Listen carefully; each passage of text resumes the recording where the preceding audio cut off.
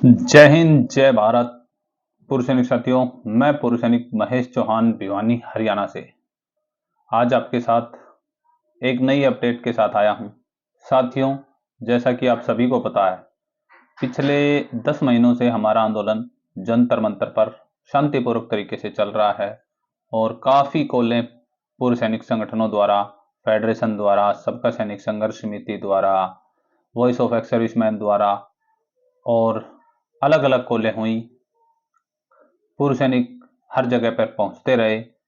हर जगह पे आम पूर्व सैनिक ने बढ़ चढ़कर अपना योगदान दिया। उस सभी योगदान के लिए मैं समस्त पूर्व सैनिकों को, समस्त भारत के पूर्व सैनिकों को तहे दिल से धन्यवाद करता हूं और आशा करता हूं कि ऐसे भी वो समर्थन करते रहे। साथियों, इसी बीच एक पहले से ही कॉल चली आ रही है रेल रोको आंदोलन की, जो कि 25 नवंबर की है। उस कॉल से तुरंत पहले एक कॉल फिर हुई है फेडरेशन द्वारा, फेडरेशन ऑफ वेटरन एसोसिएशन द्वारा। फेडरेशन ऑफ वेटरन एसोसिएशन के राष्ट्रीय अध्यक्ष और राष्ट्रीय प्रवक्ता दोनों ने वीडियो जारी करके 19 नवंबर 2023 को मेरठ में एक एफवीए के आह्वान पर दिग्गजों की हुंकार रैली, यानी कि मेरठ की धरा पर, जो मेरठ की क्रांतिकारी धरा अंग्रेजों के समय से रही है, उसी पर पूर्व सैनिकों की फेडरेशन, जिसको 157 पूर्व सैनिक संगठनों का समर्थन है, उस फेडरेशन ने, उनके राष्ट्रीय अध्यक्ष ने और राष्ट्रीय प्रवक्ता ने वीडियो जारी करके समस्त भारत के पूर्व सैनिकों से आह्वान किया है कि 19 नवंबर चलो मेरठ, 19 नवंबर चलो मेरठ।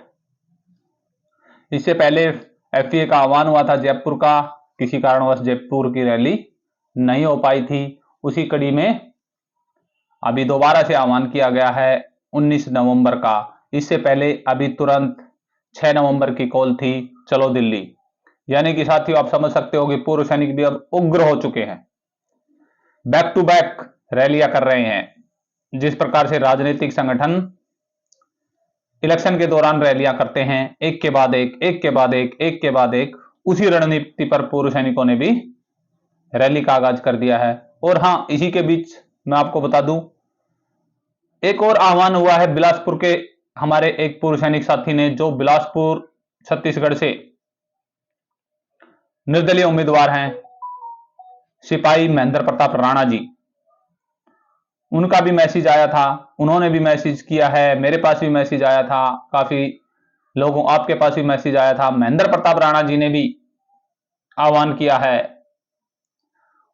उनके लिए भी पूर्व सैनिकों ने आह्वान किया है, अलग अलग जगह से, हरियाणा से भी, महेंद्रगढ़ से भी आह्वान हुआ है पूर्व सैनिकों का कि 14 नवंबर चलो बिलासपुर, पहुंचो बिलासपुर, आओ बिलासपुर।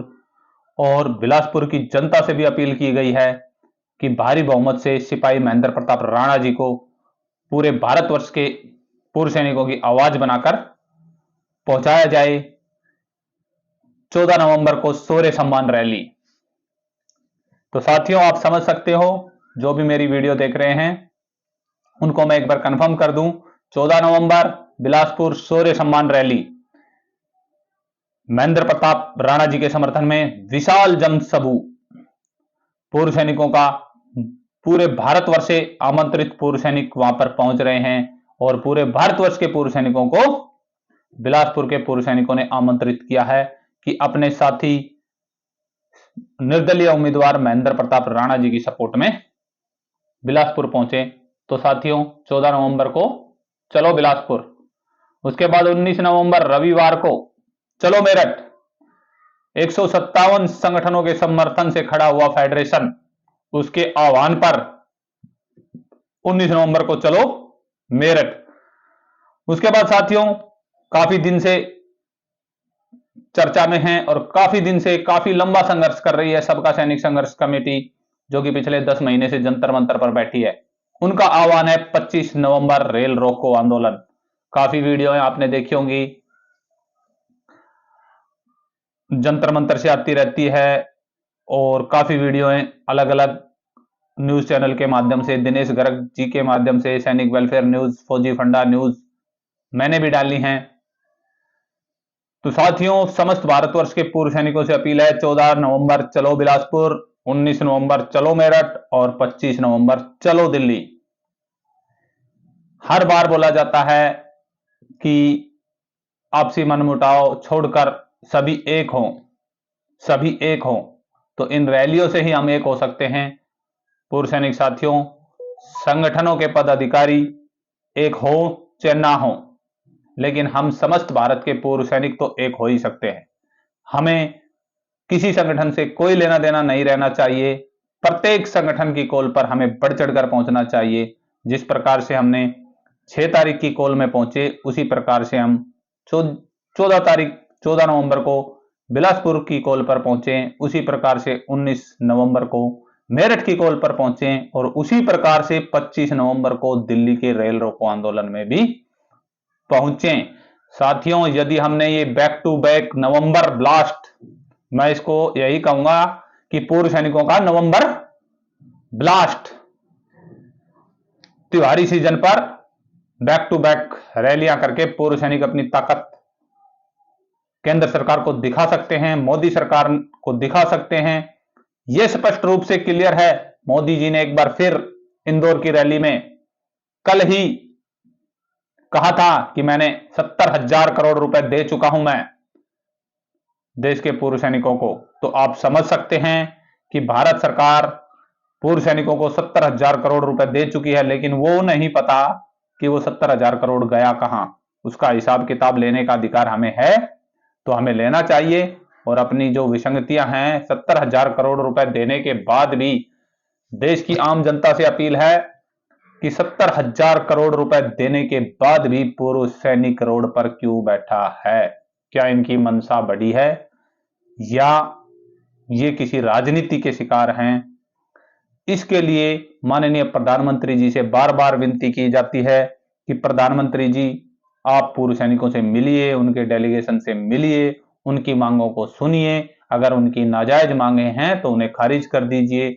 उनकी जायज मांग है दिल्ली से, जैसे सबका सैनिक संघर्ष कमेटी ने काफी बार क्लियर कर चुके हैं वो, कि हमारी तो केवल एक छोटी सी मांग है, 3 जजों का एक पैनल बनाइए जो 90 दिन के अंदर अपनी रिपोर्ट सार्वजनिक करे। उस रिपोर्ट को सभी को मान्य है, तो उसमें हमारे हिसाब से सरकार को कोई दिक्कत नहीं होनी चाहिए।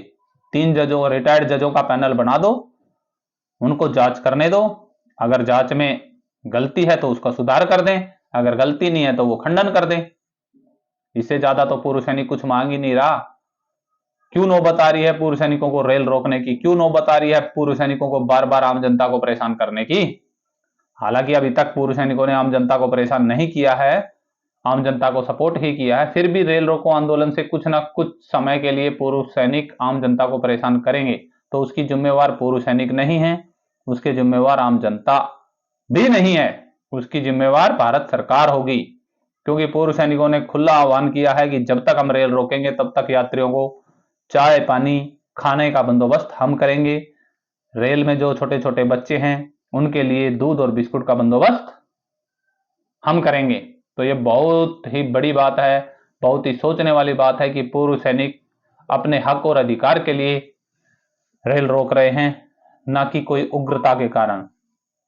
उसी प्रकार बिलासपुर से भी अपील है मेरी, आप सभी से हाथ जोड़कर विनती है कि बिलासपुर से जो हमारे निर्दलीय उम्मीदवार महेंद्र प्रताप राणा जी मैदान में हैं, उनके सम्मान में, शौर्य सम्मान में उन वीर नारियों की आवाज बनकर जब वो विधानसभा में पहुंचेंगे तभी हमारी आवाज को उठा पाएंगे। तो बिलासपुर की जनता से भी हमारी अपील है, समस्त भारतवर्ष के पूर्व सैनिकों की तरफ से बिलासपुर की जनता से अपील है कि जब जब देश की आन बान शान पर बात आई तो हमारे देश का सैनिक आपके काम आया है। आज वो सैनिक, वो वीर नारियां और वो पूर्व सैनिक आपसे सिर्फ एक वोट मांग रहा है कि हमारे बिलासपुर के प्रत्याशी पूर्व सैनिक महेंद्र प्रताप राणा को विजयी बनाएं। 19 नवंबर की जो फेडरेशन ने कॉल की है 157 संगठनों की जो सूची फेडरेशन ने जारी की है, उन सभी संगठनों के समर्थन से जो मेरठ में रैली होने जा रही है, उसमें भी भारी तादाद में पूर्व सैनिक पहुंचे। हमें अपनी एकता का परिचय देना है। मैं बार बार यही कहता हूं कि हमें अपनी एकता का परिचय देना है और हम देकर रहेंगे हमारी एकता का परिचय। इसी के साथ वीडियो को लंबा ना करते हुए मैं समस्त भारत के पूर्व सैनिकों से अपील करूंगा, 14 नवंबर चलो बिलासपुर, 19 नवंबर चलो मेरठ और 25 नवंबर चलो दिल्ली। जय हिंद, जय भारत। मैं पूर्व सैनिक महेश चौहान भिवानी।